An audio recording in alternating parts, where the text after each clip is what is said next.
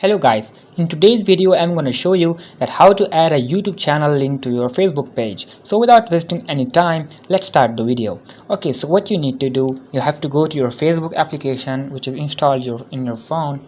Once you go there, as you can see on the top right, you have to click on the profile here. Once you click on the profile, then you have to click on this, your profile name, and once you go here, as you can see this added profile option here, you have to click on it.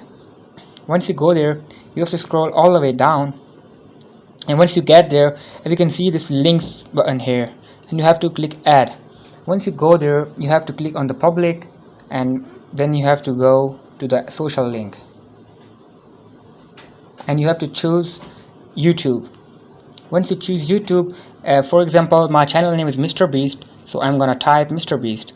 So that's how you can add a channel name and a website. So I hope you found this video helpful. If you found this video helpful, make sure to like the video and subscribe to our channel. Thanks.